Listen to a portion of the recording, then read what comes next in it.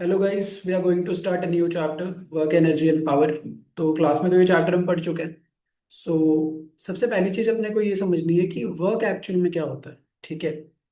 In the physics जब भी हम वर्क की बात करते हैं ना, तो फिजिक्स बोलता है वर्क तभी पॉसिबल है जब आप फोर्स अप्लाई करो और उस फोर्स की वजह से कोई डिस्प्लेसमेंट हो। ठीक है। अब एज वी नो कि डिस्प्लेसमेंट हमने पहले भी पढ़ा है कि डिस्प्लेसमेंट क्या होता है जब आप किसी पॉइंट ए से पॉइंट बी तक जाते हो। ठीक है। अगर ये रास्ता सीधा है तब तो आपका डिस्टेंस और डिस्प्लेसमेंट क्या होगा, इक्वल होगा। लेकिन मान लो तुम पॉइंट ए से पॉइंट बी गए और बी से फिर वापस कहाँ चले गए, सी। इस पर्टिकुलर केस में ए से लेके सी तक तो आपको क्या मिलेगा, डिस्टेंस मिलेगा। लेकिन जब आप ये पाथ फॉलो कर रहे हो तब ये वाला पाथ ए से सी का क्या हो गया, ये डिस्टेंस हो गया। लेकिन यहीं पे जो ए से सी का शॉर्टेस्ट पाथ होगा, जो ए से सी का शॉर्टेस्ट पाथ होगा वो क्या होगा, डिस्प्लेसमेंट। सिंपल है ना। टोटल पाथ जो कवर किया वो क्या हो गया, डिस्टेंस, और शॉर्टेस्ट पाथ जो था आपका वो क्या हो गया, डिस्प्लेसमेंट। तो फिजिक्स हमको ये बोलता है कि वर्क डन तभी पॉसिबल है जब फोर्स अप्लाई करने पे कुछ डिस्प्लेसमेंट हो। अगर आपका डिस्प्लेसमेंट जीरो है तो वर्क की वैल्यू भी क्या हो जाएगी, जीरो हो जाएगी। ठीक है। तो उसी चीज को अपन ने यहाँ पे बेटर टर्म्स में थोड़ा समराइज किया है कि डेली लाइफ एक्टिविटीज अपन करते हैं ना, तो बहुत सारे एफर्ट लगाते हैं। ठीक है। अपन पढ़ाई बहुत सारी कर रहे हैं एक जगह पे बैठ के, तो अपन को लग रहा है कि वी आर वर्किंग। एक्चुअली में biologically you are working, but physics के टर्म में जब तक डिस्प्लेसमेंट नहीं होगा तब तक आप उसे वर्क कंसिडर कर नहीं सकते हो। कुछ एग्जांपल है। जैसे एक आदमी है, ठीक है, वो एक बहुत बड़े से रॉक को पुश करने का ट्राई कर रहा है। और इस रॉक को पुश करते करते ही इज कम्प्लीटली टायर्ड, वो थक चुका है। लेकिन रॉक जो है वो बिल्कुल मूव नहीं किया। तो वर्क डन क्या होगा यहाँ पे, जीरो। क्यों? क्योंकि फोर्स तो लगा, ठीक है, लेकिन उस फोर्स के लगने के बाद भी डिस्प्लेसमेंट जीरो है, दैट्स व्हाई वर्क डन क्या हो जाएगा, जीरो हो जाएगा। नेक्स्ट एग्जांपल में देखो, एक आदमी है बहुत सारे बैग को अपने ऊपर लेके खड़ा है। लेकिन क्योंकि यहाँ पे एस की वैल्यू जीरो है तो वर्क इसका क्या हो जाएगा, जीरो। तो सिंपल टर्म है, वर्क तभी कंसीडर होगा जब आप कुछ फोर्स लगाने पे कुछ डिस्प्लेसमेंट करके दोगे। ठीक है। सो ये यहाँ पे वही आपको कंडीशंस बताइए कि force should be applied on the body और बॉडी में कुछ ना कुछ अमाउंट ऑफ डिस्प्लेसमेंट भी होना चाहिए। अगर डिस्प्लेसमेंट नहीं होगा तो आपको किसी तरह का वर्क डन देखने को नहीं मिलेगा। ठीक है। चलो। सो अब यहाँ पे कुछ केसेस है, देखो, एक मेरा एक ये वुडन ब्लॉक है। ठीक है। इस वुडन ब्लॉक पे मैं इस डायरेक्शन से क्या कर रहा हूँ, फोर्स अप्लाई कर रहा हूँ। और वो कुछ अमाउंट ऑफ डिस्प्लेसमेंट को क्या करता है, कवर कर लेता है। तो मैं सिंपली यहाँ पे बोल सकता हूँ कि अकॉर्डिंग टू फॉर्मूला, जो कि ये है W = F(S), मैंने मान लो फोर्स अगर 10 न्यूटन लगाई और ये 1 मीटर भी मूव कर गया तो वर्क डन कितना हो गया, 10 जूल। थोड़ा सा भी डिस्प्लेसमेंट होगा मुझे चलेगा, बस displacement is compulsory after the application of force. वही फॉर्मूला आपको यहाँ पे लिख के मैंने बताया है। ठीक है।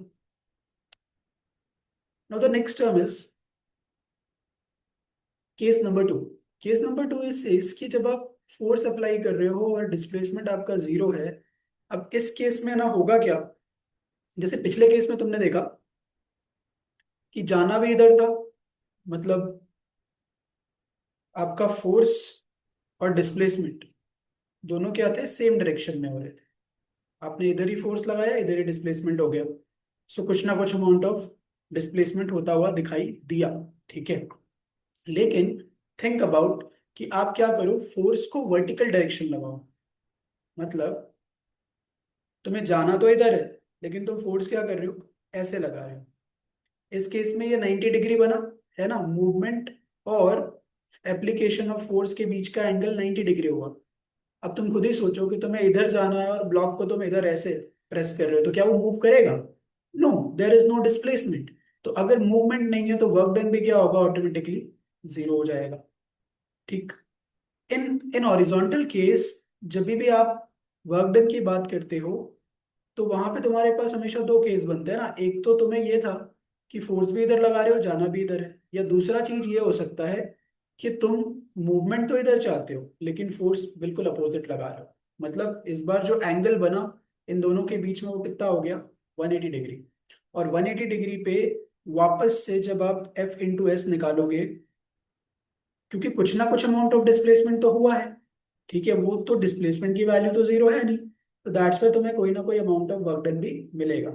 समराइज करें तो 0 डिग्री पे, जब आप 0 डिग्री पे होते हो तो वर्क वहां पे आपको पॉजिटिव मिलता है, 90 डिग्री पे होते हो तो वर्क की वैल्यू जीरो मिलती है, और 180 डिग्री पे होते हो तो वर्क की वैल्यू कैसे मिलती है, नेगेटिव मिलती है। ये 3 पॉइंट ऑफ कंपैरिजन अपने पास है।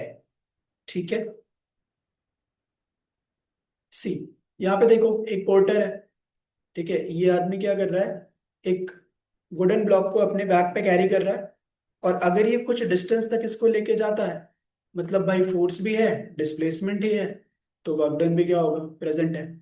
ये अपने कुली साहब है, ठीक है, यहाँ पे ये अपने सर पे कुछ कैरी करके अगर कुछ डिस्टेंस कवर कर लेते हैं तो मतलब वर्क डन हुआ है, अदरवाइज कोई भी वर्क डन नहीं हुआ है। नेक्स्ट इज, कुछ एक्टिविटीज जो अपन ने यहाँ पे लिस्ट की है, अपने को फटाफट से बताना है कि कहाँ वर्क डन हो रहा है कहाँ नहीं हो रहा। जैसे सोमा स्विमिंग पूल में स्विम कर रही है, तो भाई अगर स्विमिंग पूल है तो पॉइंट ए से पॉइंट बी तक वो स्विम करके गई, डिस्प्लेसमेंट मिल गया, मतलब यहाँ पे वर्क डन हुआ। एक डोंकी अपने बैक पे लोड कैरी कर रहा है, ठीक है, तो अगर ये डोंकी लोड कैरी करके लेके जा रहा है, मूव कर रहा है, तब तो वर्क डन है, लेकिन अगर वो लोड कैरी करके एक जगह पे खड़ा हुआ है तो वर्क डन नहीं है। विंड मिल वाटर को लिफ्ट कर रही है, अगेन डिस्प्लेसमेंट है तो वर्क डन है। ग्रीन प्लांट फोटोसिंथेसिस कर रहे हैं, देयर इज नो डिस्प्लेसमेंट तो वर्क डन नहीं है। इंजन ट्रेन को पुल कर रहा है, पुल करके कहीं ले जा रहा है तो वर्क डन है, क्योंकि अगेन डिस्प्लेसमेंट है। नेक्स्ट, फूड ग्रेन्स को आपने सुखाने के लिए रख दिया है, तो देयर इज नो डिस्प्लेसमेंट तो वर्क डन नहीं है। फिर सेल बोट मूव कर रही है तो यहाँ पे वर्क डन है। सिंपली जहां जहां पे डिस्प्लेसमेंट है वहां वहां पे आपको वर्क डन देखने को मिल रहा है, जहां डिस्प्लेसमेंट नहीं है वहां पे वर्क डन नहीं। सिंपल सा लॉजिक। तो यहाँ पे देखो वो सारे आंसर्स अपन ने डिस्कस कर लिए कि जो स्विमिंग पूल में वो स्विम कर रही है, फोर्स लगा रही है, तो डिस्प्लेसमेंट हो रहा है तो वर्क डन है। डोंकी बैक पे लोड कैरी करके खड़ा हुआ है सिर्फ, तो वर्क डन नहीं है। विंडमिल लिफ्ट कर रही है तो वर्क डन है। फिर ग्रीन प्लांट फोटोसिंथेसिस कर रहा है तो नो वर्क डन, क्योंकि नो डिस्प्लेसमेंट। इंजन पुल कर रहा है तो yes there is work done, क्योंकि डिस्प्लेसमेंट है। फूड ग्रेन्स ड्राई हो रहे हैं, there is no displacement, so no work done. And then after sail boat वाला एग्जांपल, ये सेल बोट एयर के प्रेशर की वजह से, एयर के यहाँ से लगने वाले फोर्स की वजह से कुछ डिस्टेंस क्या करेगी, मूव करेगी, तो वापस से एफएस के अकॉर्डिंग यहाँ पे वर्क डन क्या होगा, मिलेगा। क्लियर है? चलो next, if body is moving in horizontal direction then the work done and the force of gravity will be. एक बॉडी है जो ऐसे हॉरिजॉन्टल डायरेक्शन में जा रही है, तो आपको बताना है कि ग्रेविटी के थ्रू इस पे कितना वर्क डन होगा, तो आंसर इज जीरो। क्योंकि ग्रेविटी अगर वर्क डन करेगी ना तो जो आपका ऑब्जेक्ट है वो वर्टिकली मूव करेगा, लेकिन अभी ऑब्जेक्ट कैसा मूव कर रहा है, हॉरिजॉन्टली। ठीक है, देखो next question, when body is moving in a circular path then work done by the centripetal force will B.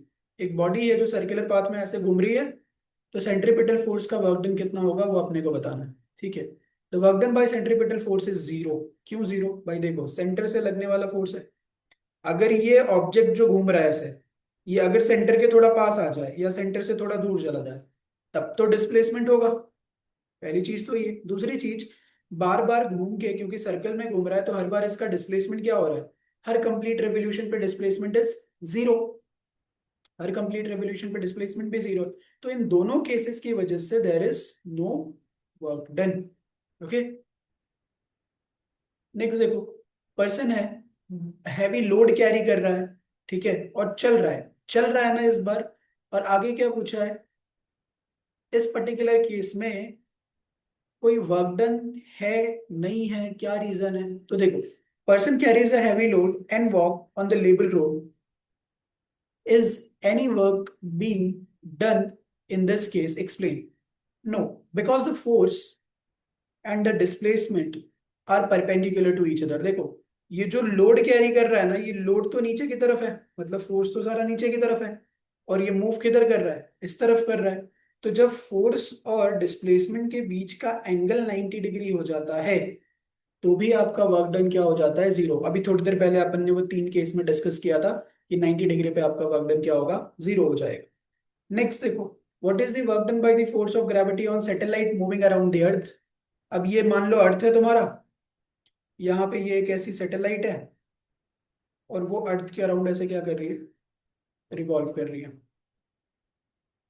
अब एज यू नो हमने थोड़ी देर पहले ही पढ़ा था कि सर्कुलर मोशन में जो भी ग्रेविटी के थ्रू वर्क डन होता है ना वो जीरो है, क्योंकि ग्रेविटी अगर वर्क डन करेगी तो इसको अपनी तरफ खींच लेगी, या फिर अपने से समहाउ अगर ग्रेविटी की वैल्यू कम हो जाए तो दूर चला जाएगा। लेकिन ये सर्कुलर पाथ में है तो बार बार क्या है, वैल्यू जीरो हो रही है। दैट्स वाई ग्रेविटी का वर्क डन क्या होगा, यहाँ पे जीरो होगा। ठीक, ऐसे बहुत सारे क्वेश्चंस हम डिस्कस कर सकते हैं। ओके, अब यहाँ पे तुम्हें एक न्यूमेरिकल टाइप क्वेश्चन है, एक लगेज है जिसका मास है 15 kg, तो सबसे पहले हम गिवन वैल्यू रख देते हैं।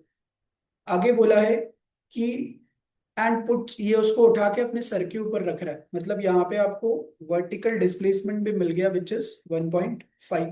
तो calculate the work done by him. देखो फॉर्मूला है W is equals to F into S.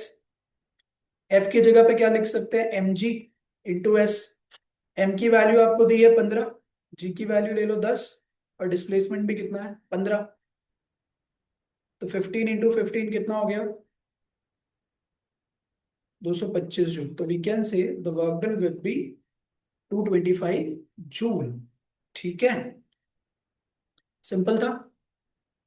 देखो एक और क्वेश्चन है, चिंटू लाल है। चिंटू लाल क्या कर रहे हैं, 10 न्यूटन का फोर्स अप्लाई कर रहे हैं और उनकी जो बुक है वो 30 सेंटीमीटर मूव कर रही है in the direction of force. How much work done Chintu Lal had applied. तो W is equals to again क्या लगाएंगे, F इंटू एस। F की वैल्यू 10 न्यूटन है और ये कितना है 30 सेंटीमीटर। सेंटीमीटर को क्या करना है, मीटर करना है, तो डिवाइड बाय क्या कर देंगे 100। जीरो से जीरो कट गया, इससे ये कट गया, तो टोटल वर्क डन कितना हुआ, सिर्फ 3 जूल का। सही है, चलो बढ़िया। नेक्स्ट देखो, फोर्स है अपना 5 न्यूटन का, अप्लाई कर रहे हो ऑब्जेक्ट के ऊपर, और वो कितना मूव कर रहा है, वो मूव कर रहा है 3 मीटर जैसा। ठीक, तो again W is equals to लगाएंगे Fs। फोर्स है आपका 5 न्यूटन का और आपने कवर किया 3 मीटर का डिस्टेंस, तो आपका वर्क डन हो गया कितना, 15 जूल का। बहुत सिंपल है, फॉर्मूला याद रखो, W is equals to Fs, जहाँ पे F का मतलब क्या होता है, फोर्स, और S का मतलब होता है डिस्प्लेसमेंट। सिंपल, अगर 90 डिग्री है तो वर्क डन जीरो हो जाएगा, अगर 0 डिग्री है तो वर्क डन पॉजिटिव मिलेगा, और 180 डिग्री है तो वर्क डन नेगेटिव मिलेगा। इतना डेटा अगर याद रहता है तो आराम से न्यूमेरिकल कर सकते हैं। ओके, चलो अब थोड़ा सा यूनिट की बात कर लेते हैं, क्योंकि फॉर्मूला है W is equals to F S, force का यूनिट है न्यूटन, डिस्प्लेसमेंट के लिए मीटर, तो वर्क डन का यूनिट क्या बना, न्यूटन पर, सॉरी न्यूटन मीटर। ओके, या फिर ऐसा ही यूनिट में जाओगे तो आप इसको जूल्स में भी लिख सकते हो। अब यहाँ पे आप कुछ और टर्म्स देखोगे, जैसे ये तो हो गया आपका ऐसा ही सिस्टम, वैसे ही CGS सिस्टम होता है, सेंटीमीटर ग्राम सेकंड। तो वहां पे W वर्क डन को अर्ग में, फोर्स को डाइन में, और डिस्टेंस को डिस्प्लेसमेंट को सेंटीमीटर में माप करता है। तो ये हो गया 1 डायन सेंटीमीटर। बट अपने को ज्यादातर फोकस इस पे ही रखना है, क्योंकि अपन टेक्स्ट बुक में यही वाला पार्ट पढ़ रहे हैं। चलो भाई, अब 1 जूल को डिफाइन भी कर लेते हैं। तो 1 joule is the amount of work done when the force of 1 newton displaces an object by 1 metre. अगर 1 न्यूटन के फोर्स से ऑब्जेक्ट को 1 मीटर तक डिस्प्लेस कर देते हो तो एनर्जी कितनी लगाई, वर्क डन कितनी लगाई, 1 जूल का हुआ। क्लियर है, चलो now energy and work done actual में एक दूसरे के प्रपोर्शन में ही चलते हैं। तुम जितना वर्क करोगे मतलब उतनी एनर्जी कंज्यूम हुई, या उल्टा बोल सकते हो जितनी एनर्जी कंज्यूम हुई है उसके ही प्रपोर्शन में वर्क डन हुआ है।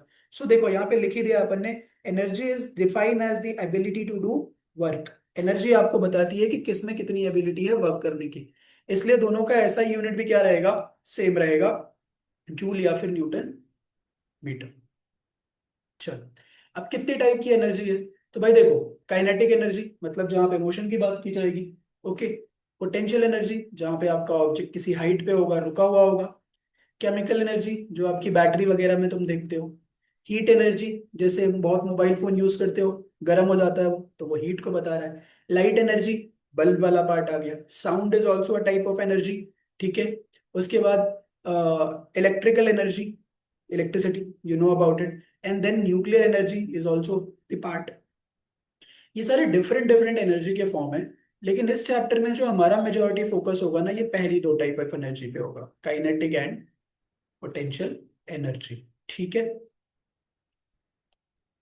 सी, काइनेटिक एनर्जी का मतलब एक चीज याद रखना कि यहाँ पे velocity would be non zero, क्योंकि अगर वेलोसिटी जीरो हो गई तो फिर वो काइनेटिक नहीं रहा ना, काइनेटिक नहीं रहा। काइनेटिक के लिए वेलोसिटी चाहिए और वो जीरो से कुछ ज्यादा ही होनी चाहिए। तो kinetic energy is energy when object is in motion. Object motion में तो काइनेटिक एनर्जी होगी, और स्केलर क्वांटिटी है। ऑब्जेक्ट मोशन में होगा तो किसी डायरेक्शन में ही जा रहा होगा ना, सो that's why it is scalar quantity also. Okay. Kinetic energy is always positive, ठीक है, बट वो डिपेंड करती है कि मास कितनी है, वेलोसिटी कितनी है उसके ऊपर। और उसका एक जनरल ये फॉर्मूला है 1/2 mv²। अभी थोड़े टाइम में अपन इस फॉर्मूला को क्या करेंगे, डेराइव भी कर लेंगे। ओके। जहां पे m जो होता है वो मास होगा, v का मतलब वेलोसिटी होगा, और k ई मतलब काइनेटिक एनर्जी होगा। चलो, अब हम क्या करते हैं, थोड़ा सा इसी काइनेटिक एनर्जी को जो हमने निकाला ना उसको डिराइव कर लेते हैं। देखो, एज वी नो कि work is proportional to energy, है ना। अब यहाँ पे हम कौन सी एनर्जी की बात कर रहे हैं, तो भाई काइनेटिक एनर्जी की बात कर रहे हैं। तो डेरिवेशन स्टार्ट होगा W is equals to F into S से। एफ की जगह पे अपन लिख सकते हैं क्या, ma। और एस, ये जो पार्ट देख रहे हो डिस्प्लेसमेंट, इसके लिए अपन ने क्या किया, दो मेजर फॉर्मूलाज पढ़े मोशन वाले चैप्टर में। एक फॉर्मूला पढ़ा था S is equals to ut plus half AT², और दूसरा फॉर्मूला पढ़ा था 2AS is equals to V² minus U²। ठीक है। तो अपन इसमें क्या कर रहे हैं ना, ये वाले फॉर्मूला का यूज करेंगे। ओके, ये फॉर्मूला फिलहाल हम यूज नहीं कर रहे हैं क्योंकि वो टाइम की डिपेंडेंसी काइनेटिक एनर्जी के साथ नहीं आएगी। सो हम यहां से क्या करेंगे, एस को सब्जेक्ट बनाएंगे। S is equals to V² minus U² upon 2a। ये बन गया मेरा इक्वेशन नंबर 2। सो इस इक्वेशन नंबर 2 की वैल्यू को उठाओ, यहाँ पे पुट करो, और इसकी वैल्यू को भी उठा के क्या करो, यहाँ पे पुट करो। तो अगला स्टेप हुआ, W is equals to, F की जगह पे हम रख देंगे ma, और s की जगह पे रख देंगे V² minus U² upon 2a। a से ये वाला a कैंसिल आउट हो जाएगा, बचेगा क्या, m V² minus U² upon 2। अब क्योंकि दोनों प्रोपोर्शन में है तो मैं ये भी लिख सकता हूँ work done is proportional to kinetic energy. अब देखो, कंसिडर करो, इफ u की वैल्यू जीरो हो जाए, कई केसेस में हम पढ़ते हैं ना इनिशियल क्या हो गया, जीरो हो गया, तो काइनेटिक एनर्जी का फॉर्मूला बना mv² अपॉन 2। बना कि नहीं, u को जीरो ले लिया। अगर आप v को जीरो ले लो तो इसी काइनेटिक एनर्जी का फॉर्मूला क्या बन जाएगा, 1/2 mu²। अब यहाँ पे जो माइनस आ रहा है ना, माइनस ओनली डायरेक्शन के बारे में है। माइनस आपको सिर्फ डायरेक्शन ऑफ काइनेटिक एनर्जी बता रहा है कि तुम अगर इस डायरेक्शन को तुमने पॉजिटिव लिया और गाड़ी तुम्हारी इधर मूव कर गई तो वो क्या हो गई, नेगेटिव हो गई। सो काइनेटिक का जो जनरल फॉर्मूला बनता है वो बनता है k is equals to 1/2 mv², जहां पे v का मतलब क्या रहता है, वेलोसिटी। अगर फाइनल होगी तो v रख देंगे, इनिशियल होगी तो u रख देंगे, कोई तकलीफ ही नहीं है। ठीक है। और माइनस सिर्फ क्या बताता है, डायरेक्शन। अगर पॉजिटिव इधर जा रहा है तो नेगेटिव क्या होगा, इधर आएगा। ठीक है। तो ये अपना काइनेटिक एनर्जी का डेरिवेशन रहे। चलो, फिर आ जाते हैं वर्क एनर्जी थियरम के ऊपर। Work energy theorem is very simple, जो हम बार बार अपन बोल रहे हैं कि भाई तुम जितना वर्क करोगे उसके बदले में उतनी एनर्जी तुम्हें मिलने वाली है। So the work energy theory is also known as the principle of work and kinetic energy state that the total work done by the sum of all forces acting on the particle is equals to change in kinetic energy. तुम्हारे पास एक particle है, इस पे तुमने कुछ work done किया, और इसने क्या किया, अब ये मूव करना शुरू कर दिया किसी एक्स वेलोसिटी से। तो इसकी काइनेटिक एनर्जी में जो चेंज आया ना, वो किसके प्रोपोर्शनल होगा, वर्क डन के प्रोपोर्शनल होगा।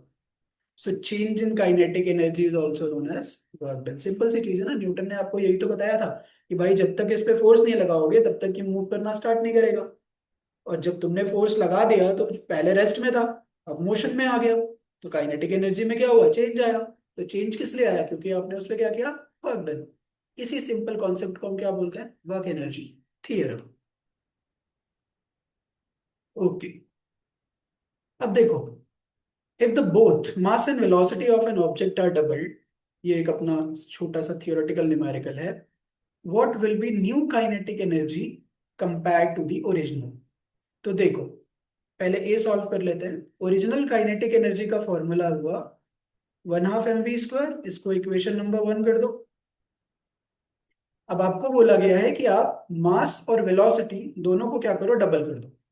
मतलब जहां m था वहां पे 2m ले लो, जहां पे v था वहां पे 2v ले लो, और वापस से काइनेटिक का फॉर्मूला अप्लाई करो। तो 1/2 × 2m हो जाएगा, और 2v का क्या हो जाएगा, स्क्वायर। तो ये 2 से ये 2 कट गया, m × 4v का स्क्वायर। तो मैं इसको क्या लिख सकता हूँ, मैं इसको लिख सकता हूँ 4mv का स्क्वायर। सिंपल था, फर्स्ट वाला हमने अभी किया। फिर इसी तरह से सेकंड वाला देखो, mass is kept constant and velocity is tripled, how many times the kinetic energy increases. Mass को सेम रख रहे हो लेकिन वेलोसिटी को क्या कर रहे हो, 3v कर रहे हो, m को तो m ही रखो। सो काइनेटिक एनर्जी का वापस से जब लिखोगे फॉर्मूला, तो ये हुआ नॉर्मल फॉर्मूला। इस बार क्या करना है, वेलोसिटी को ट्रिपल करना है, मतलब v की जगह क्या करना है, 3v कर देना। So it would be 1/2 m 9v का स्क्वायर। ठीक है, इतना हो गया। तो अगर मैं इनका रेशियो भी ले लूँ ना, अगर मैं इन दोनों का रेशियो ले लूँ, इसका नॉर्मल फॉर्मूला का और ये जो हमने डेराइव किया उसका, मतलब वैल्यू चेंज करके, तो रेशियो वाइज भी अगर अपन जाएं, तो इनके रेशियो में देखो बैठता क्या है, के ई 1 ओरिजिनल वाला अपॉन जो अपन ने चेंज करके निकाला वो, तो 1 क्या था, 1/2 mv², और जो अभी निकाला वो क्या है, 9v का स्क्वायर। तो ये सब तो कैंसिल आउट हो जाएगा, बचेगा क्या, सिर्फ 1/9। समझ रहे हो कितना डिफरेंस आ गया, अगर रेशियो में भी देख रहे हो तो 1/9। तो ये अपन बड़े simple formula of kinetic energy से ये सारे कैलकुलेशंस कर सकते हैं, है ना, सिंपल चैप्टर। चलो देखो, अगेन एक क्वेश्चन, एक बुलेट है 0.2 kg की, फायर की है, इतनी वेलोसिटी से जा रही है, उसकी काइनेटिक निकालो। भैया simple formula, kinetic energy is equals to 1/2 mv²। Bullet का मास है 0.02 kg, ठीक, और वेलोसिटी कितनी आ रही है उसकी, 400, और उसका करना है स्क्वायर। तो 1/2 इसको थोड़ा सिंप्लीफाई कर लूँ तो मैं ऐसा लिख सकता हूँ, और 400 × 400, ये जीरो से ये वाला जीरो कट गया, 2 से ये वाला 2 कट गया, बचा कितना, 400 × 4। 4 × 4 कितना हो गया, 16। तो we can say that it is 1600 joule, कह सकते हैं कि नहीं। बस इतना सिंपल सा ये क्वेश्चन था आपका। चलो, एक और न्यूमेरिकल लेके, ठीक है, फिर नेक्स्ट हम आगे की तरफ बढ़ जाएंगे, क्योंकि इस चैप्टर में ऐसे ही सिंपल सिंपल न्यूमेरिकल आपको आएंगे। सो एक कार है जिसका मास है 1000 kg, और इस ट्रैवलिंग 30 मीटर पर सेकेंड, स्टॉप्स एट डिस्टेंस, रुक जाती, ट्रैवल कर रही थी, मतलब इनिशियल कितना हो गया, 30 मीटर पर सेकेंड, रुक गई तो फाइनल कितना हो गया, 0 मीटर पर सेकेंड, और रुकते टाइम कितना डिस्टेंस कवर किया, 50 मीटर का। What is the work done by the brake, निकालना वर्क डन है, but we know work energy theorem के अकॉर्डिंग, भाई तुम जितना वर्क करोगे उतनी तो एनर्जी मिलेगी। So we can directly write, या तो आपके पास F is equals to M A से निकाल लो, फोर्स निकलेगा, फोर्स इंटू डिस्प्लेसमेंट कर लो, मतलब मैं ये बोल रहा हूँ, या तो आप ये कर लो, एफ एस लगा लो, एस दिया है, फोर्स के लिए आपको क्या चाहिए, एम ए, एम भी दिया है, ए तुम्हें निकालना पड़ेगा, है ना। तो अब अपन यही करने वाले हैं। Formula is W is equals to F S, F की जगह पे लिख रहे हैं एम ए, और एस की जगह पे आपको 50 दिया है, एम की जगह क्या दिया हुआ है, 1000 इंटू ए इंटू 50। तो I can say it is 5, एक दो तीन और ये चौथा जीरो, ठीक, इंटू ए। बस मुझे ए की वैल्यू क्या चाहिए, और चाहिए। तो अपन क्या करते हैं, ए की वैल्यू भी निकाल लेते हैं। ए की वैल्यू निकालने के लिए वी विल यूज मोशन का equation. So 2as is equals to V square minus U square के अकॉर्डिंग ए हमें निकालना है, एस की वैल्यू 50 है, वी हमारा 0 हो गया है क्योंकि गाड़ी रुक जाती है, और यू हमारा 30 है। तो मल्टीप्लाई कर दो, it is 100 and it is 900, है ना। एक दो, एक दो, तो ए की वैल्यू कितनी आ गई, -9 मीटर पर सेकेंड स्क्वायर। सिंपल था, मोशन का थर्ड इक्वेशन लगा के ए निकाला। अब इस ए की वैल्यू को क्या करो, इस वाले इक्वेशन में पुट करो। So W is equals to 50,000 into 9, 50,000 into a कर दिया, और ए की जगह पे फिर मुझे क्या करना है, -9 पुट करना।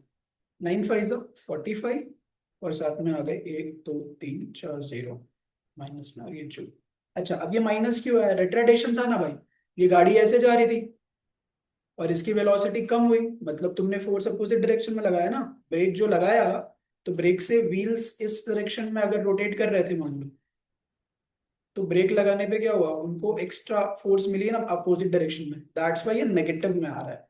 तो negative only tells you about the direction, ठीक है। अब एक और अच्छा सा क्वेश्चन काइनेटिक का, थोड़ा अलग टाइप का ले लेते हैं। देखो दो बॉल है ए और बी, एक का मास 5 है, दूसरे का 10 है रिस्पेक्टिवली, और वो वेलोसिटी ये दी हुई है कि एक 15 और एक 10 से मूव कर रही है, तो किसकी काइनेटिक एनर्जी ज्यादा होगी, ये बताना। So kinetic energy is equals to क्या होता है, 1/2 mv स्क्वायर। एक का मास कितना है 5, उसकी वेलोसिटी कितनी है 15, तो स्क्वायर कर दो। 1/2 इंटू 5, और 15 का स्क्वायर कितना हो गया भाई, 225, ठीक। वहीं पे दूसरा है आपके पास ऑब्जेक्ट, वापस से क्या करो, 1/2 mv स्क्वायर लगाओ। इस बार जब 1/2 mv स्क्वायर आप लगाओगे, तो मास कितना रखेंगे, 10 kg, वी कितना रखेंगे, अगेन 10, तो ये इससे कट हुआ, 5 इंटू कितना बचा, 100, कितना हो गया, 500 जूल। वहीं पे जब आप सेकंड वाला इस वाले पर्टिकुलर पार्ट को सॉल्व करोगे, तो यहाँ पे हमें क्या करना है, मल्टीप्लाई करना है। मल्टीप्लिकेशन में हमें 225 को मल्टीप्लाई कर देना है 5 से, एंड इसको डिवाइड कर देना है हमें 2 से। So it would be 562.5 joule. देख लो कंपैरिजन, यहाँ 562 आ रहा है, यहाँ पे 500 आ रहा है, तो ऑब्वियसली पहले वाले का आपको काइनेटिक एनर्जी क्या मिलेगा, ज्यादा मिलेगा।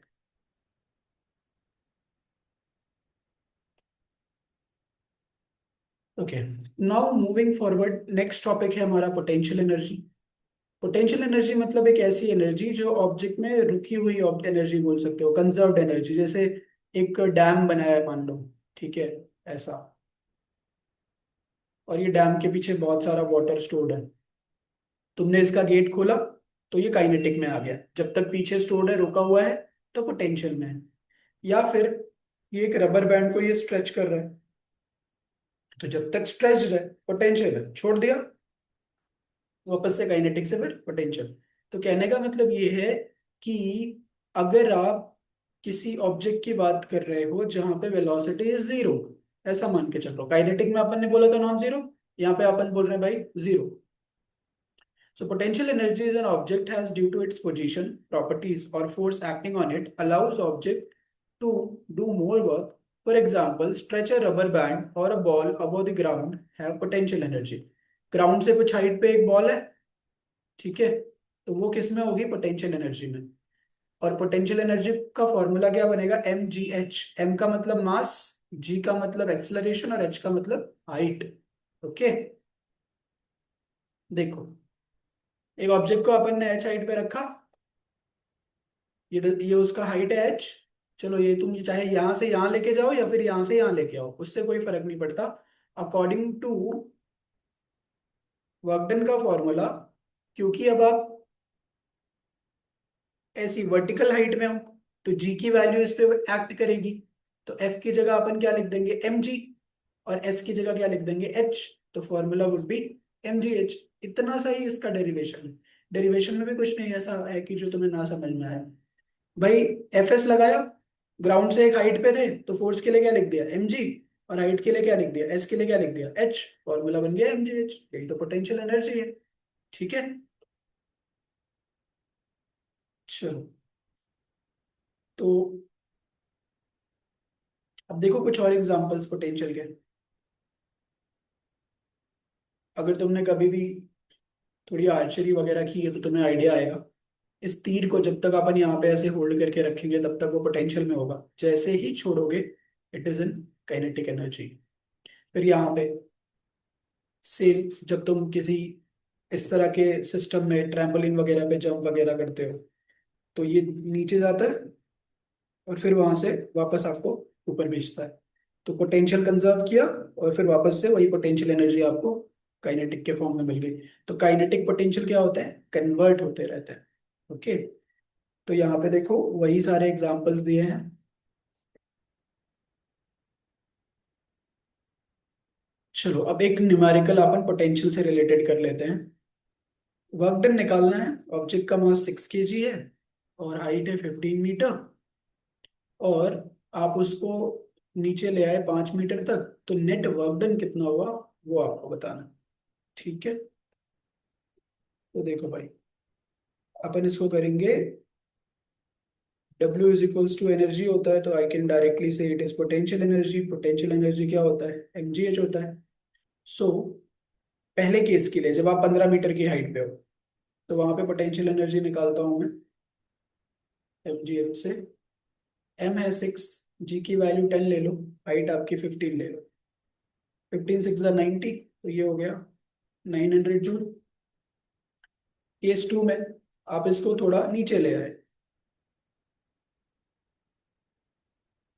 अगेन मास तो आपका 6 है, जी की वैल्यू तो 10 है, हाइट कितनी रह गई अब सिर्फ 5। 6 5 30, तो ये आ गया 300 जूल। अब दोनों का डिफरेंस निकालना। Potential energy 1 minus potential energy 2, मतलब 900 minus 300 is equals to 600 joule. तो जो टोटल आपका चेंज आया वो चेंज कितना आया, 600 जूल का। इतना वर्क डन आपको करना पड़ा है। सिंपल था। इस तरह से बहुत सारे न्यूमेरिकल इस चैप्टर के आप कर सकते हो। जैसे एक न्यूमेरिकल ये है कि एक बैग है जिसका वेट कितना है, 200 kg का बैग है। ठीक है। और आप इसको कितनी हाइट तक लेके जाओ कि इसकी पोटेंशियल एनर्जी इतनी हो जाए। तो आपको पी भी दे दिया, कितना है 9800 जूल। जी की वैल्यू 9.8 है। तो पोटेंशियल के फॉर्मूला के अकॉर्डिंग क्या लिखोगे, एम जी एच। और निकालना क्या है, एच। तो we can say P upon M G कर दो, तो एच मिल जाएगा ना। ये इधर मल्टीप्लाई में इधर जाएगा तो डिवाइड कर देगा। अब इस डेटा के अकॉर्डिंग वैल्यू रखो। पी की वैल्यू है 9800, मास है आपका 200 और जी की वैल्यू है 9.8, है ना। चलो 1020 1020 कट गया। इसको और सिंप्लीफाई कर दूं तो 98 अपॉन, है ना, डेसिमल निकालेंगे नीचे 10 है, ये जाके ऊपर मल्टीप्लाई हो जाएगा। तो 980/2 इंटू 98, तो ये कटा। तो कितना बचा, 10/2, मतलब कितना रह गया, 5 मीटर। तो हाइट कितनी आई आपकी, 5 मीटर। सिंपल। भाई 200 kg का ऑब्जेक्ट आप कितनी हाइट तक लेके जाओगे कि उसकी पोटेंशियल एनर्जी इतनी हो जाए। पोटेंशियल का फॉर्मूला लगाया mgh, वहां से हाइट को बनाया सब्जेक्ट। फॉर्मूला बन गया कुछ ऐसा, p अपॉन एम जी। फिर वैल्यू रखो, कट करो, you will get your answer. चलो देखो, एक लेबर जिसका खुद का मास 50 kg है और वो क्या कर रहा है, एक एडिशनल लोड लेके जा रहा है जो कितने केजी का है, 60 केजी का है। तो अब देखो, जब ये लोड लेके जा रहा है तो जब ये कैरी करेगा तो खुद का मास तो कैरी कर रहा है, साथ में लोड भी कैरी कर रहा है, और कितनी हाइट तक लेके जा रहा है, 15 मीटर तक। तो जो मास लेंगे ना, वो अपन क्या करेंगे, 50 + 60 दोनों ऐड कर देंगे, कितना हो गया, 110 केजी। हाइट कितनी लेनी है, 15 मीटर। आगे बोला है find total work done by him. So work done का फॉर्मूला भाई, आप चाहे काइनेटिक से निकाल लो, पोटेंशियल से निकाल लो, क्योंकि work done is proportional to energy. So work done is equals to क्या हो गया, mgh। m की वैल्यू 110, g की वैल्यू 10 ले लो, और हाइट ले लो आपकी 15, है ना। सो 1100 × 15 कितना हो गया। अब आप क्या करो, इस पर्टिकुलर टर्म को बस मल्टीप्लाई कर दो। आगे आपको एक और चीज बोली हुई है, एक बार अपन इसका मल्टीप्लिकेशन चेक कर लेते हैं, × 15, तो ये आ गया तुम्हारा 165,002। Calculate the work done if he carries an additional block of mass 10 kg। बोल रहा है इतना तो जा ही रहा है, इतना तो वो पहले ही लेके जा रहा था, अब वो क्या कर रहा है, एडिशनल ब्लॉक ऑफ 10 kg, मतलब इसी के अंदर वापस से 10 kg का एक और एडिशनल ब्लॉक ले लो, तो ये टोटल कितना हो गया, 120 kg। अब यही calculation with the same height हमें करनी है किसके लिए, 120 kg के लिए। तो लगाओ W is equals to mgh। m लेना है इस बार 120, g लेना है 10, हाइट लेनी है 15, तो 1200 × 15 इतना किया। और फिर लास्ट स्टेप इज दैट, आपको क्या करना है, मल्टीप्लाई कर लो। तो 1200 multiply by 15, it is 18,000 joule. देख रहे हो। तो इस तरह के क्वेश्चन आपको इस चैप्टर में देखने को मिलेंगे। चलो, law of conservation of energy समझ लेते हैं। Law of conservation of energy आपको ये बताता है कि जब भी लॉ ऑफ कंजर्वेशन एनर्जी ये बताता है कि जितनी पोटेंशियल एनर्जी होगी उतनी ही आपको क्या मिलेगी, काइनेटिक एनर्जी। ठीक है। जितना तुम बॉ को स्ट्रेच करोगे, ठीक है, जितना तुम उसको खींचोगे उतनी ही दूर तक क्या होगा, आपका एरो जाएगा। ठीक है। तो according to law of conservation of energy, energy can not be created और destroyed, it can however be transformed from one form of energy to another form। Kinetic से पोटेंशियल और पोटेंशियल से काइनेटिक हो सकती है, लेकिन वो डिस्ट्रॉय या क्रिएट नहीं होती है। सो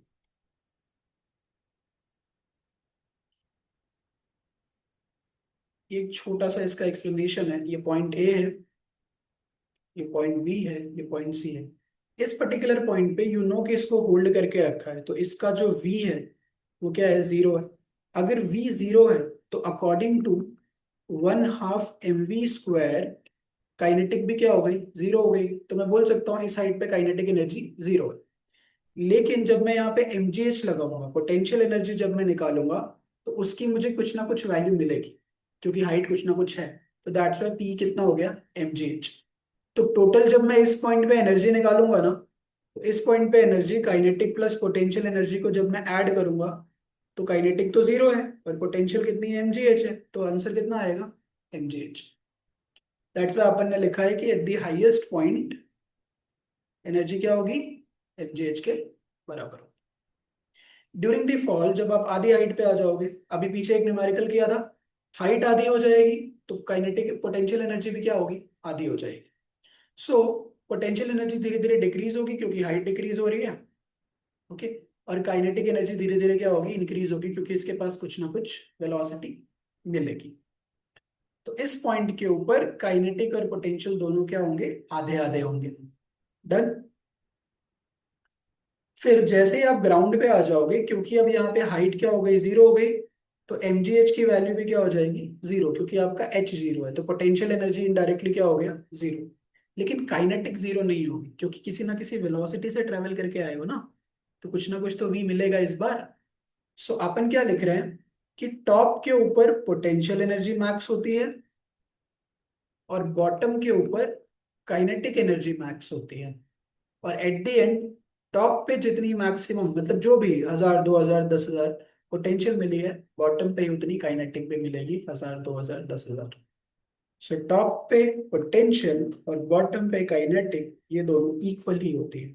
आप ऐसा बोल सकते हो कि सारी पोटेंशियल एनर्जी किसमें कन्वर्ट हो गई, kinetic energy. So that's why we use to say potential plus kinetic का एडिशन हमेशा क्या होता है, कांस्टेंट होता है। इसी को बोलते हैं कंजर्वेशन ऑफ एनर्जी।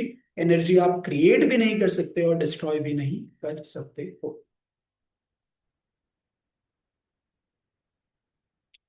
तो कुछ एग्जांपल्स है कंजर्वेशन के। टॉर्च हमने यूज की है, तो वहां बैटरी क्या करती है, बैटरी से जो केमिकल एनर्जी है उसको इलेक्ट्रिकल एनर्जी कर देती है, और फिर वो इलेक्ट्रिकल किस में कन्वर्ट हो जाती है, लाइट और हीट में। पेंडुलम है, पेंडुलम सबने देखा है ऐसे। तो वो काइनेटिक पोटेंशियल में क्या करता है, ऑसिलेटर करता है। यहाँ पे उसका पोटेंशियल मैक्सिमम होगा, यहाँ पे काइनेटिक। तो पोटेंशियल से काइनेटिक, फिर काइनेटिक से पोटेंशियल, पोटेंशियल से काइनेटिक, फिर काइनेटिक से पोटेंशियल। लाउड स्पीकर है, वो इलेक्ट्रिकल को साउंड में कन्वर्ट कर देगा। माइक्रोफोन है, वो साउंड को इलेक्ट्रिकल में कन्वर्ट कर देगा। जनरेटर मैकेनिकल एनर्जी को इलेक्ट्रिकल में कर देता है। फिर इसी तरह से बर्निंग ऑफ फ्यूल, तो फ्यूल एक्चुअल में एक तरह का केमिकल कॉम्पोजिशन है, तो वहां पे केमिकल कन्वर्ट हो जाती है हीट एंड लाइट में। तो इस तरह से different types of energy convert होती है। ठीक है, अपन ने यहाँ पे लिस्ट की है सारी चीजें, एक बार आप देख सकते हो। जैसे इलेक्ट्रिक हीटर है, तो इलेक्ट्रिकल एनर्जी को थर्मल मतलब हीट में कन्वर्ट कर दिया। रिजर्वॉयर है, मतलब वो डैम वाला जो मैं समझा रहा था तुम्हें पहले, कि डैम के पीछे पानी स्टोर्ड है तो पोटेंशियल है, पानी मूव करने लगा तो काइनेटिक है। अब अगर वो किसी चीज को रोटेट कर दे तो मैकेनिकल है, और उसी रोटेशन से आप क्या करो, जनरेटर लगा के इलेक्ट्रिसिटी जनरेट करो। तो देख रहे हो किस तरह से एनर्जी एक से दूसरे, दूसरे से तीसरे फॉर्म में कन्वर्ट होती है, लेकिन वो कभी डिस्ट्रॉय नहीं होती है। ओके, अब ये देखिए पेंडुलम वाला एग्जांपल जो हम डिस्कस कर रहे थे, क्योंकि ये ऐसे ऑसिलेट कर रहा है इन पॉइंट्स के बीच में। ठीक है, तो इस पर्टिकुलर पॉइंट पे कुछ ना कुछ हाइट है, इस पर्टिकुलर पॉइंट पे कुछ ना कुछ हाइट है। दैट्स वाई यहाँ पोटेंशियल एनर्जी मिलेगी लेकिन काइनेटिक जीरो होगी। सेम यहाँ पे भी पोटेंशियल मिलेगी लेकिन काइनेटिक जीरो होगी। और इस पॉइंट पे आपको काइनेटिक मैक्सिमम मिलेगी, potential zero. Conservation of energy, है ना। पोटेंशियल से काइनेटिक, काइनेटिक से पोटेंशियल, पोटेंशियल से काइनेटिक, काइनेटिक से पोटेंशियल, इस तरह से ये चलता जाएगा।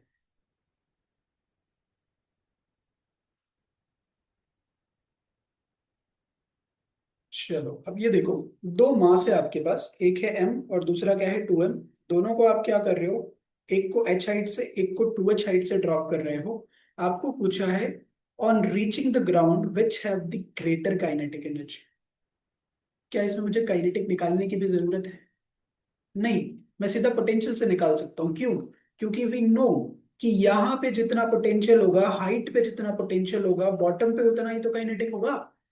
तो मैं क्यों काइनेटिक निकालूं, उसके लिए वी निकालूं, ये निकालूं, वो निकालूं। मैं सीधा क्या करता हूं, मैं देखता हूं किसकी पोटेंशियल ज्यादा है। तो भाई पहले वाले को आपने कहाँ पे होल्ड किया है, एक मास एम है, दूसरा क्या है 2m है। तो मैं पहले एम के लिए कर लेता हूँ, जी कांस्टेंट है सबके लिए, और पहले की हाइट कितनी है, एच। तो मैं बोल सकता हूँ 10 mh आ रही है। सेकंड के लिए कर लेते हैं, P is equals to M G H लगाओ।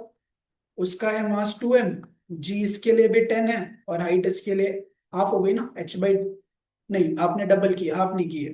तो हाइट इसकी बढ़ा देते हैं, 2h कर देते हैं। सो 2 और 2 हो गया 4, 4 और 10 कितना हो गया, 40, 40 mh। मतलब साफ साफ दिख रहा है कि इसकी वाली पोटेंशियल एनर्जी ज्यादा आ रही है।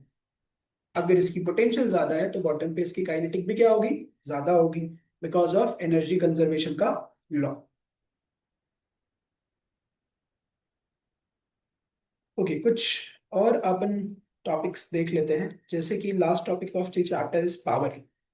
पावर बहुत सिंपल है, पावर में अपन क्या बोलते हैं, the rate of work done is known as power. आप कितना वर्क कितने टाइम में करके देते हो, वो आपके पावर को डिफाइन करता है। जैसे power is defined as the rate of doing work, it is equivalent to a amount of energy consumed per unit time. आप कितने टाइम में कितनी एनर्जी कंज्यूम कर रहे हो, या फिर कितने टाइम में कितनी एनर्जी प्रोड्यूस करके या वर्क डन करके दे रहे हो, वो आपके पावर को समझाता है। तो पावर का जो ऑफिशियल यूनिट है ना, वो क्या है, वॉट। इसको हम एस SI यूनिट पावर का बोलते हैं। और तुम इसकी जगह जूल पर सेकंड भी लिख सकते हो, क्योंकि वर्क को जूल में मेजर करते हैं, टाइम को सेकंड में मेजर करते हैं, तो ये भी चलेगा, नो इशू। तो एक वॉट का मतलब हुआ एक जूल पर सेकंड। एक जूल एनर्जी, एक जूल वर्क आपने एक सेकंड में करके दिया, इसका मतलब है कि एक वॉट पावर आपने प्रोड्यूस कर दिया। ठीक। तो वही यहाँ पे एक एग्जांपल लिखा है। अच्छा, आप इसको चाहो तो किलोवाट में भी लिख सकते हो। ठीक है। किलोवाट का मतलब एक किलो का मतलब हुआ 1000। तो 1 किलोवाट का मतलब हुआ 1000 वॉट, है ना।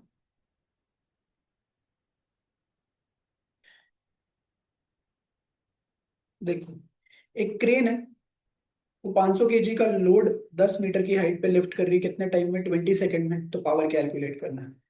तो power is equals to what? W/T। अब वर्क निकालने के लिए मास दिया है, हाइट दिया है, तो मैं सीधा क्या करता हूँ, mgh निकाल देता हूँ। m की वैल्यू आ रही है 500, g की वैल्यू आ रही है 10, और h की वैल्यू आ रही है 20। इसको डिवाइड कर दो। Sorry sorry sorry, there is a mistake. Mass है आपका 500, जी है आपका 10, और हाइट भी है आपकी 10, टाइम दिया है। सो एक जीरो से ये जीरो गया, टू इससे कट हुआ, ये हो गया 5। तो 500 × 5, तो इट इज 2500 वॉट। अगर इसी को किलोवाट में कन्वर्ट करना है तो you can also say 2.5 kilo. इतना सिंपल है आपका पावर वाला टॉपिक। अब देखो, एक लैंप है जो 100,000 जूल एनर्जी कंज्यूम कर रहा है। अब जूल ये वर्क डन का भी है, एनर्जी का भी यूनिट है। कितने टाइम में? 10 सेकंड में। तो टाइम दे दिया आपको 10 सेकंड। ओके, मैं यहाँ पे पूरा ही लिख देता हूँ, इट इज वर्क और एनर्जी किसी का भी हो सकता है। What is the power? तो पावर भाई क्या होता है? W/T। W कितना है? 1000। T कितना है? 10। कट गया, बचा कितना? 100 जूल, है ना। इस तरह से अपन इसके न्यूमेरिकल सॉल्व कर सकते हैं। अब थोड़ा सा ना कमर्शियल यूनिट की, अपना जो लाइट बिल वगैरह आता है, या फिर अपन एक टर्म बहुत यूज करते हैं ना कि हमने इस महीने इतने यूनिट यूज कर लिए। तो यूनिट एक कमर्शियल टर्म होता है जिसके बारे में अपन आगे बात करेंगे। तो जब भी अपन कमर्शियली एनर्जी कंजप्शन देखते हैं ना कि किसने कितना यूज किया, तो उसको किलोवाट आवर में देखते हैं। Why kilowatt hour? देखो, पावर का फॉर्मूला इज W/T, और W इज ऑल्सो प्रोपोर्शनल टू एनर्जी। तो मैं बोल सकता हूँ कि पावर का फॉर्मूला क्या है? एनर्जी अपॉन टाइम हुआ। अब अगर मुझे यहाँ से एनर्जी चाहिए, तो एनर्जी का फॉर्मूला हुआ पावर इंटू टाइम। और पावर को मेजर करते हैं वॉट में, है ना। पावर को मेजर करते हैं वॉट में, और टाइम को मेजर करते थे सेकंड में। इसके अलावा हम और किस में मेजर कर सकते हैं? आवर्स में। Generally energy per hour consumption में निकलती है, तो एनर्जी का यूनिट बनेगा, यूनिट इज वॉट आर। अब अगर 1000 है तो तुम इसको क्या कर सकते हो? किलोवाट आर, है ना। सिंपल है, एक बार वापस देख लो। Power is work done upon time, work is proportional to energy. तो फॉर्मूला बन गया power is equals to energy upon time. अगर तुम्हें यहाँ से एनर्जी को सब्जेक्ट बनाते हो तो फॉर्मूला हो गया पावर इनटू टाइम। पावर का यूनिट वॉट, टाइम का यूनिट आर, तो एनर्जी का यूनिट हो गया वॉट आर। कमर्शियली इसको हम किलो वॉट आर में कैलकुलेट करते हैं, थोड़ा बड़ा यूनिट है ना। So 1 kilowatt hour is equals to 1000 watt into 3600 seconds. तो इसको अगर जूल में कन्वर्ट करना है, मतलब 1 किलोवाट को अगर जूल में भी कन्वर्ट करना है, तो तुम क्या बोल सकते हो? It is 3.6 into 10⁶ joule. तो ये डेटा है, ये आपको याद रखना पड़ेगा। और कई बार हम 1 किलोवाट आवर को ही क्या बोलते हैं? 1 यूनिट। ज्यादातर हमारे घरों में जब बिल आता है तो वो पर यूनिट कंजप्शन के हिसाब से आता है। मतलब अगर किसी ने 250 यूनिट कंज्यूम किया, इसका मतलब है कि उसने 250 किलोवाट आवर एनर्जी क्या की? यूज की। समझे?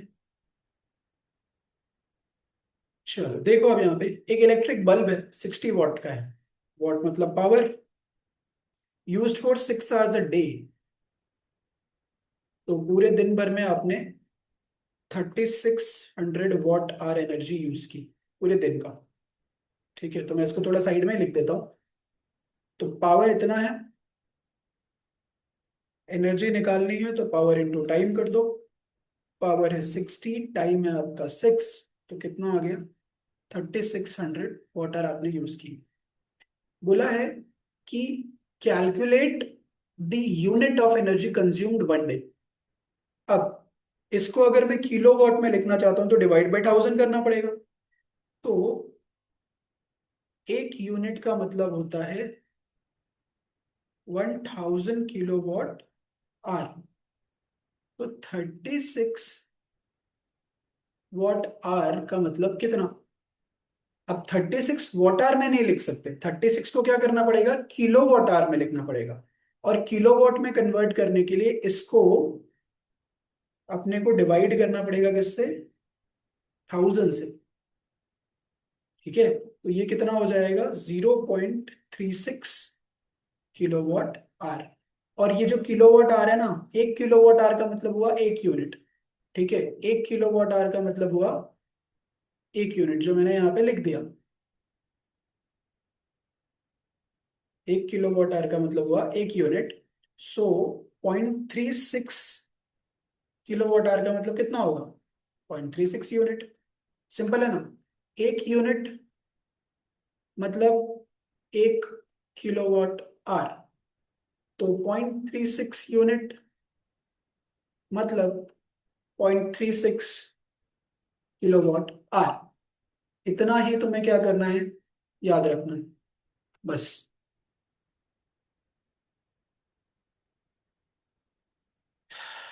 ठीक है, तो इतने सारे क्वेश्चंस और आप कर सकते हो। फिलहाल के लिए we are ending this chapter here. अपन ने सारे इंपॉर्टेंट टॉपिक्स इस चैप्टर के कवर कर लिए हैं कि कौन सा हमें किस तरह से करना है। सो हमें सिर्फ अब इसको एक बार ध्यान से रिवाइज करना है, लर्न करना है। कोई डाउट है तो we will meet in class. Okay, thank you.